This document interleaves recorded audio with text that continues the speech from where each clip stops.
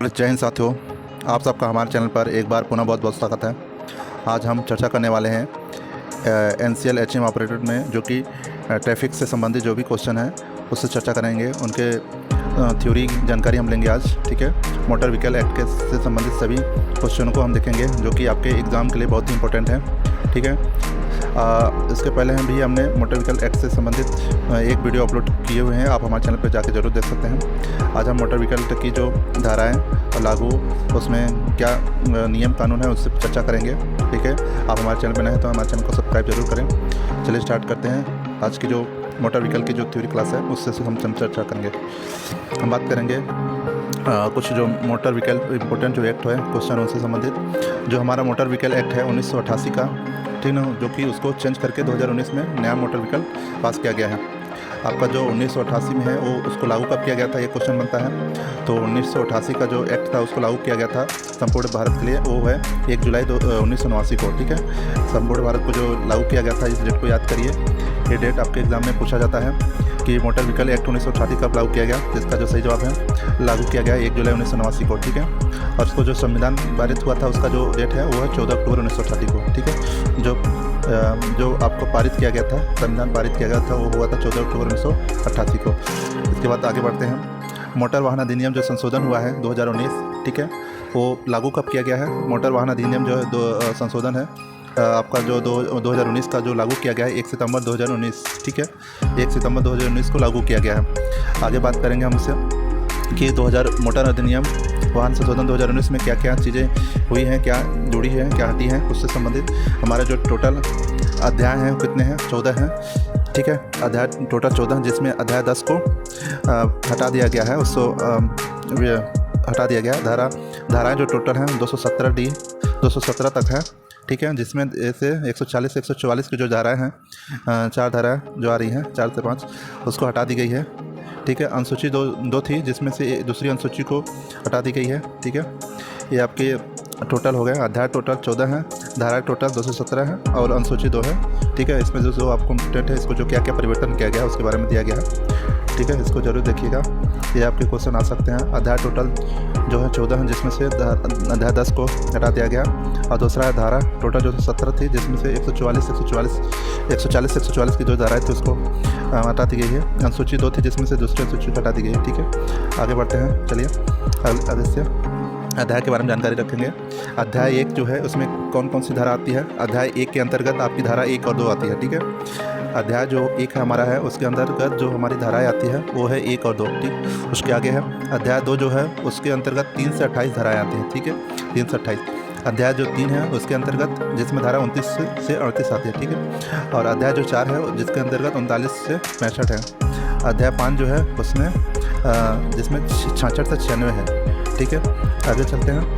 अध्याय जो 6 है हमारा, अध्याय 6 की बात करें तो जिसमें हम धारा जो है 97 से 108 धारा है, ठीक है।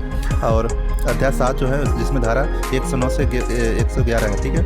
और अध्याय 8 जो है जिसमें धारा 112 से 138 है, ठीक है।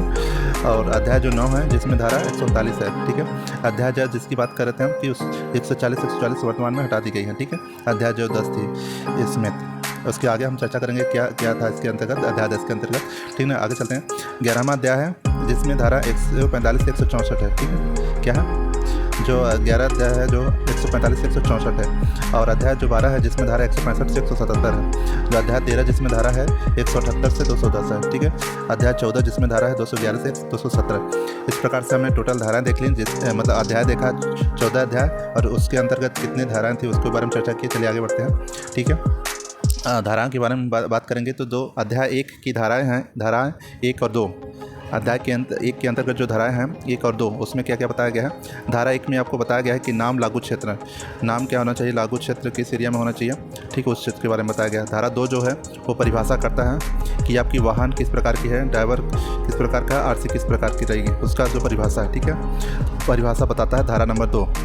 और LMV जो है वो आपकी जो आती है LMV गाड़ियाँ होती हैं जो कि उनका जो वज़न है 7500 जो है मतलब 7500 kg की समथिंग वज़न होती है, उससे नीचे। और जो MM भी जो होती है मेडिकल मीडियम में जो मध्यम वाहन है उसकी 75 से 1200 kg के आसपास होती है, ठीक है। और जो HMV वाहन है, हाई मोटर व्हीकल ट्रांस जो आती हैं बड़ी गाड़ियाँ जो भारी वाहन होती हैं वो 12,000 से अधिक मतलब kg की होती हैं, 12,000 से अधिक, ठीक है। ये आपको बताया गया है जो LMB की है वो 7500 kg के आसपास, मतलब 7.5 टन, ठीक है। 7.5 टन की 7.5 टन की गाड़ी जो आपकी LMB रहेगी। और दूसरा है MMB जो है 75 से 12 इतना की, और HMB जो रहेगी वो है 12,000 से अधिक, ठीक है। ये सबके बारे में दिया हुआ है, आपकी इसका परिभाषा बना रहा। और एक चौथी गाड़ी जो ई रिक्शा आती है, इलेक्ट्रिकल जो आती हैं गाड़ियाँ ई रिक्शा, वो आपकी 4000 वाट की होती है, इसकी परिभाषा बताई गई है, ठीक है। सभी चीज़ का परिभाषा दिया गया है। चलिए आगे बढ़ते हैं, ठीक है, समझ गया। जो धारा 2 बताता है आपकी परिभाषा। अगले अध्याय 2 है आपकी। अध्याय 2 के अंतर्गत क्या बताया गया है, इसमें धाराएं 3 से 28 तक आती हैं। धाराएं जो 3 हैं उस मतलब अध्याय जो 2 है धाराएं 3 से 28 आती है, ठीक है। अध्याय 2 के अंतर्गत धाराएं 3 से 28 आती है, ठीक है। धाराएं जो हैं, धारा 3 क्या बताता है, धारा 3 बताता है कि ड्राइविंग लाइसेंस की ज़रूरत क्यों है, उसकी आवश्यकता पड़ती है ड्राइविंग लाइसेंस की, ठीक है।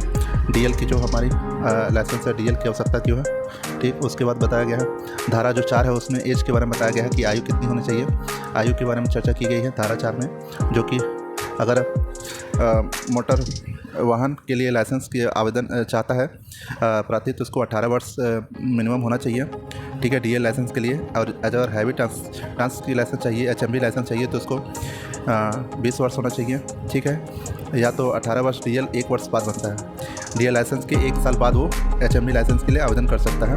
और उसके पास 1 साल की ट्रेनिंग लाइसेंस होना चाहिए, ट्रेनिंग सर्टिफिकेट स्कूल की जो होती है, ड्राइविंग लाइसेंस की 1 साल की सर्टिफिकेट होना चाहिए। और जो बिना गियर के लिए एज होती है वो होती है 16 साल, ठीक ना। बिना गियर मतलब वो 50 से मतलब बिना गियर की जो गाड़ियाँ होती हैं 16 वर्ष के लिए। आगे बात करेंगे जो धारा 5 है। धारा 5 क्या बताती है, धारा 5 है कि धारा 3 और 4 के जो उल्लंघन करते हैं उनके मोटर वाहनों को उत्तरदायित्व है कि मोटरयान का कोई भी स्वामी भारतात्मक ऐसे व्यक्ति किसी से धारा 3-4 के उपबंधों की पूर्ति न करता हो, ना तो यान चलवाएगा ना उसे चलाने की आज्ञा देगा, ठीक है ना। उसकी पूर्ति अगर नहीं कर रहा है तो उसको चलाने के लिए कोई आज्ञा नहीं देगा, ठीक है। उसका धारा जो 8 बताया गया है, धारा 8 में क्या बताया गया है, धारा 8 बताता है कि लर्नर लाइसेंस की मतलब कैसे बनता है, कितने दिन की वैलिडिटी होती है। आपकी जो धारा 8 है उसका लर्निंग लाइसेंस का जो 6 मंथ की वैलिडिटी होती है, 6 माह की। और अगर आपने लर्निंग लाइसेंस बनवाया है 1 महीने बाद आप DL के लिए अप्लाई कर सकते हैं, ठीक है। 1 माह DL के लिए अप्लाई कर सकते हैं ड्राइविंग लाइसेंस के लिए। धारा 9 की बात करेंगे। धारा 9 आपका जो बताता है कि ड्राइविंग लाइसेंस आपको दिया जाएगा, ठीक है ना। ड्राइविंग लाइसेंस जो दिया जाएगा आपको कैसे बनेगा, क्या आपको अप्लाई करना पड़ेगा। ड्राइविंग लाइसेंस जो है फॉर्म नंबर 2 को आप जमा करेंगे, चाहे लर्निंग लाइसेंस के लिए फॉर्म भरना हो या तो न्यू लाइसेंस के लिए या तो रिन्यूअल लाइसेंस के लिए, ये फॉर्म नंबर 2 ही से आपके भरे जाएंगे 2019 के एक्ट के अनुसार, ठीक है। जो फॉर्म नंबर 3 है वो आपको देता है वो लाइसेंस मिलना, किस प्रकार का लाइसेंस मिलेगा आपको फॉर्म नंबर 3 बताएगा। फॉर्म नंबर 3 पर आपको लाइसेंस मिलेगा। और जो फॉर्म नंबर 7 है वो PVC लाइसेंस आपका मतलब जो कार्ड बन के आता है वो फॉर्म नंबर 7 पे बन के आता है, ठीक है। लाइसेंस की अवधि किस प्रकार होती है, लाइसेंस की वैलिडिटी कब तक होती है, उसका आपके उम्र के हिसाब से बनती है। अगर आपकी उम्र 18 से 30 वर्ष के बीच में अप्लाई किए हैं तो आपकी जो लाइसेंस की वैलिडिटी होगी वो 40 वर्ष तक की बनाई जाएगी, ठीक है। अगर आपकी उम्र 18 से 30 वर्ष तक का है तो आपकी जो लाइसेंस होगी वो 40 वर्ष तक की बनाई जाएगी। अगर आपकी उम्र 30 से 50 के बीच में है तो उसके लिए आपके लिए 10 साल की लाइसेंस बनेगी। अगर आपकी उम्र 50 से 55 के बीच में है तो 60 वर्षों के लिए मतलब 60 वर्ष के लिए ही बनेगा, मतलब आपकी जो एज हो जाएगी 60 वर्ष के लिए, ठीक है ना। मिनिमम जो आपकी एज मैक्सिमम होगी 60 वर्ष के लिए बनेगी केवल। और अगर उम्र आपकी 55 से अधिक है तो 5 साल के लिए बनेगी, ठीक है। और अगर आपने पहले जो नियम था कि 50 साल बाद ही मेडिकल कराना पड़ता था, लेकिन अब अभी नए नियम के हिसाब से 40 साल के बाद ही आपको मेडिकल एक बार कराना पड़ेगा आपको मेडिकल फिटनेस के लिए, ठीक है। चलिए अगले बात करते हैं। मेडिकल फिटनेस के लिए जो फॉर्म नंबर 1A आता है, 1A आता है 1, उसको भरा जाता है मेडिकल फिटनेस के लिए। आगे बात करेंगे कि मोटर वाहन अधिनियम धारा 184 के तहत अगर तेज़ी से वाहन चला रहे हैं तो वो क्या है, दंडनीय अपराध है, ठीक है। 184 के तहत धारा जो है 184 के तहत अगर स्पीड गाड़ी चला रहे हैं तो दंडनीय अपराध आपके ऊपर होगा और चालान भी कटेगा। और मोटर वाहन अधिनियम के धारा 112 183 में या आपको गति सीमा इसके बारे में बताया गया कि स्पीड या गति से चला रहे हैं वाहन को तब आपकी गैर कानूनी है, ठीक है, आपके ऊपर चालान लगेगा। उसके बाद आगे बात करेंगे धारा 185 के मुताबिक अगर कोई व्यक्ति नशा करते हुए नशे के हालत में गाड़ी चला पाता है, उस पर सुरक्षा के साथ खिलवाड़ कर रहा है तो उसको भी उसके ऊपर एक आपके जुर्माना लगेगा, ठीक है, धारा 185 के मुताबिक। और धारा 39 क्या बता रहा है? धारा 39 जो है किसी व्यक्ति के सार्वजनिक स्थान पर मोटर अनुमति नहीं दी जाती है। धारा 39 बताती है कि किसी व्यक्ति के सार्वजनिक स्थान पर मोटर वाहन चलाने की अनुमति नहीं दी जाती है। अगला बात बताया गया वाहन के स्वामित्व हस्तांतरण के मामले में कौन सा फॉर्म भरना है? वो फॉर्म नंबर 29 है, ठीक है। फॉर्म नंबर 29 जो भरा जाता है वो आपका जो आपकी वाहन की जो ट्रांसफ़र होती है ट्रांसफ़र कराने के लिए फॉर्म भरा जाता है, ठीक है। आप स्वामित्व जो मालिक है वो दूसरे को गाड़ी बेच रहा है तो उसको आरसी का जो ट्रांसफ़र कराने के लिए फॉर्म नंबर 29 भरा जाता है। आगे बात करेंगे अध्याय 3 जो बताई गई है, अध्याय 2 की हमने कंप्लीट कर चुके हैं। अध्याय 3 के बारे में बात करेंगे। अध्याय 3 में धाराएँ 29 से 38 तक होती हैं। कौन सी धाराएँ? 29 से 38 तक होती है, जिसमें कंडक्टर के लिए लाइसेंस की आवश्यकता ज़रूरत धारा 29 में ज़रूरत है, धारा 30 में जारी करना है, ठीक है। अध्याय 3 आगे बात करेंगे। अध्याय 4 अध्याय 4 हमने जितने भी कुछ महत्वपूर्ण हैं उसी पे हम चर्चा करेंगे हैं, चाहे धाराएँ हो महत्वपूर्ण धाराएँ उसी पे चर्चा करें हैं। अध्याय जो 4 है इसके अंतर्गत 39 से 65 तक है। अध्याय 4 जो हमारा दिया गया उसमें धारा जो है 39 से 65 तक है, जिसमें धारा 39 क्या बताती है कि आरसी की ज़रूरत पड़ेगी, रजिस्ट्रेशन सर्टिफिकेट जो होती है गाड़ियों की आरसी। और धारा 40 में बताया गया कि आरसी आपको कहाँ से कराना है, कहाँ कराएं। और धारा 43 जो है टेम्परेरी प्लेट की ज़रूरत पड़ती है, जो अभी तुरंत आरसी बनता नहीं, 30 दिन के बाद मतलब मिलता है आपको आरसी, तो उसके लिए आपको टेम्परेरी प्लेट मिलता है, ठीक है। और धारा 48 जो है वो है एनओसी के लिए, फॉर्म ट्रांसफ़र 28 आरसी, ठीक है। अगर आप एनओसी ले लिए हैं वहाँ से एनओसी लेंगे पहले, उसके बाद आपको फॉर्म नंबर 28 से ट्रांसफ़र करेंगे आरसी के लिए। उसके बाद लिखा है एक राज्य से दूसरे राज्य में जा रहा है तो आपको फॉर्म नंबर 28 में ट्रांसफ़र कराएंगे, ठीक है। आरसी बनवाने के लिए जो फॉर्म होती है वो होती है फॉर्म नंबर 20। आपको आरसी बनवाना है, अगर आपको आरसी के लिए बनवानी है तो उसको फॉर्म नंबर 20 अप्लाई होती है, ठीक है ना, 20। और जो कि आरसी आपकी 15 साल की, नए वाहन की 15 साल की वैलिडिटी होती है, ठीक है। आरसी का जो डुप्लीकेट अगर बनवाना है आपको तो आपको 26 तो फॉर्म नंबर 26 भरा जाता है, ठीक है, फॉर्म नंबर 26। और आरसी की वैलिडिटी 15 वर्ष के लिए होती है, ठीक है। उसके बाद आगे बात करेंगे 15 वर्ष के बाद अगर फिटनेस के हिसाब से 5 वर्षों के लिए आगे बढ़ाया जाता है, ठीक है ना। अगला बात करेंगे धारा 45। धारा 45 में आरटीओ मना कर सकता है बनाने के लिए आपका आरसी जो है 45 है, 45 में मना कर सकता है। अगर 15 साल बाद आप बनवाने जा रहे हैं तो धारा 45 में बताया गया है कि आप आरटीओ मना कर सकता है, या कुछ खराबी अगर आप में है व्हीकल में, गाड़ी में, उसके लिए। अध्याय 5 की बात करेंगे जिसमें यातायात नियंत्रण दिया जाता है, जिसमें यातायात नियंत्रण के बारे में बताया गया है। 66 से 96 धारा इसके अंतर्गत आती हैं। कितना आती हैं? 66 से 96 धारा। उसके बाद अध्याय जो 6 है वो है 97 से 108 धारा, जिसके अंतर्गत राज्य परिवहन आती हैं, जो गवर्नमेंट की राज्य स्टेट की परिवहन से जो व्यवस्थाएँ हैं वो सभी आती हैं 97 से 108। अध्याय जो 7 बताया गया है, अध्याय 7 के अंतर्गत वाहनों का निर्माण 109 से 111 धारा है, ठीक है। जो अध्याय 7 के बारे में बताया गया है 109 से 111 धारा है। अगली बात करेंगे अध्याय जो 8 है ट्रैफिक कंट्रोल के बारे में बताया गया। ट्रैफिक कंट्रोल मतलब बताया जिसमें कि धारा जो है 112 से 138 धारा इसके अंतर्गत है, 112 से 138 तक धारा इसके अंदर है। अध्याय 9 है जो कि वाहनों का भारत में अस्थायी आना जाना, मतलब जो कि नॉन इंडियन, मतलब जो फॉरेन वाले जो होते हैं उनकी गाड़ियाँ जो यहाँ एक देश से दूसरे, अपने देश से दूसरे देश से लाते ले जाते हैं, ठीक है ना, उसको धारा 139 में बताया गया है। और अध्याय जो 10 है, अध्याय 10 बिना गलती के इसको हटा दिया गया है 2019 के हिसाब से, एक्ट के अनुसार 140 से 144 धारा इसमें थी, 140 से 144 धारा थी तो इसको हटा दी गई है, ठीक है। अध्याय 11 की बात करेंगे। अध्याय 11 में थर्ड पार्टी बीमा योजना के बारे में है। थर्ड पार्टी बीमा योजना की इंश्योरेंस कराना है। 145 से 164 धारा इसी के अंतर्गत आती है। इसी में 161वां जो धारा है वो है हिट एंड रन जो कि केस होता है उसमें मतलब केस क्लेम करने के लिए उसकी इसी के अंतर्गत आती है 161 धारा। अध्याय जो 12 है उसमें बताया गया है कि क्लेम ट्रिब्यूनल 165 से 177 धारा इसमें इस के अंदर आती है। 165 से 177 धारा इसी के अंदर आते हैं जो कि क्लेम करने के लिए, जो भी आपकी पॉलिसी इंश्योरेंस है उसको क्लेम करने के लिए। अध्याय 13 जो है, अध्याय 13 के अंदर बताया गया है अपराध और जुर्माना, जिसके अंतर्गत 178 से 210 की धारा इसी के अंतर्गत आती है, ठीक है। 178 से 210 की धारा इसी के अंदर रहता है, जिसमें शराब पीकर वाहन चलाना और बहुत सारी चीज़ें इसी के अंतर्गत आती हैं, ठीक है। और अगला अध्याय लास्ट अध्याय है जो कि 14 है।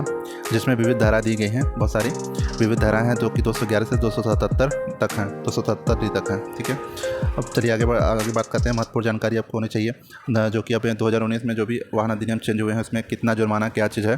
ठीक है, सामान्य अगर कोई भी चीज़ आपने चालक ट्रैफिक पुलिस देखता है आपने कुछ गलती की, सामान ले, पहले 100 रुपये लगता था जुर्माना, अब 500 रुपये जुर्माना लगता है। ठीक है, उसके बाद अगर ट्रैफिक नियम का आपने उल्लंघन किया है तो पहले 100 रुपये लगता था, अब 500 रुपये लगेगा। ठीक है, 2019 के हिसाब से बताया जा रहा है। अधिकारियों के आदेश का अगर ये मतलब पालन नहीं करते हैं तब पहले 2019 के पहले 500 रुपये लगते थे, लेकिन अब 2019 के बाद 2000 रुपये लगेंगे। ठीक है, और बिना लाइसेंस का वाहनों का अनिवार्य उपयोग कर रहे हैं आप तो आपके ऊपर वर्तमान समय में 5000 रुपये का जुर्माना लगेगा। ठीक है, अगर बिना लाइसेंस का आप वाहन चला रहे हैं तो आपके ऊपर नए नियम के हिसाब से 5000 रुपये लगेगा, पहले 500 लगता था। और अयोग्य अगर आप योग्य नहीं हैं उसके बावजूद ड्राइविंग कर रहे हैं तो उसके ऊपर आपको 10,000 रुपये जुर्माना लगेगा, पहले 500 लगता था।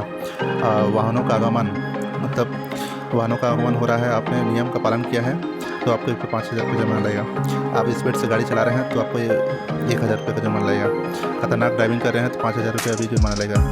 वो 2019 के बाद का जो भी चेंजेस हुए हैं, शराब पीकर गाड़ी चला रहे हैं तो 10,000 का जुर्माना लगेगा। ठीक है, पहले 2000 लगता था। तेज़ी से गाड़ी चला रहे हैं, स्पीडिंग कर रहे हैं तो आपको 5000 रुपये जुर्माना है। बीमा के बिना ड्राइविंग कर रहे हैं तो 2000 रुपये जुर्माना लगेगा। ठीक है, बात करेंगे थोड़ा सा डिटेल में बात करेंगे।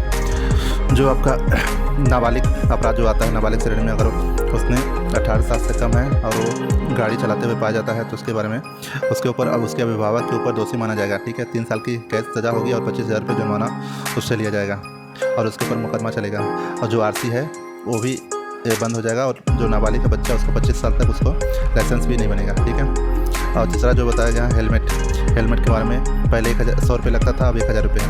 1000 रुपये पैसे देने पड़ेंगे और 3 महीने के लिए लाइसेंस की योग्यता उसको रद्द की जाएगी, मतलब अयोग कर दिया जाएगा 3 महीने के लिए लाइसेंस। 2 पहिया वाहनों की ओवरलोडिंग अगर आपने की है, अगर 2 पहिया वाहन में अगर 2 से अधिक आपने बैठा है तो आपके 2000 रुपये का चालान कटेंगे। ठीक है, 2000 रुपये का चालान कटेंगे और 3 महीने के लिए लाइसेंस अयोग कर दिया जाएगा। ठीक है, और सीट बेल्ट आपने नहीं लगाया है तो आपका ऊपर 1000 रुपये जुर्माना लगेगा, जो कि पहले 100 रुपये लगता था। और ओवरलोडिंग आपने किया है तो पहले 2000 रुपये और 1000 रुपये प्रति लगता था, जबकि अब हो गया कि 20,000 रुपये लगेगा और 2000 रुपये प्रति अतिरिक्त टन इसकी लगेगी। 2019 के हिसाब से 2000 रुपये प्रति अतिरिक्त टन ओवरलोडिंग के मामले में। ठीक है, इसी तरह हमारा क्लास आज का थ्योरी क्लास था। ये बहुत ही इंपॉर्टेंट क्लास है, इसको आप ज़रूर वॉच कीजिए। Thank you.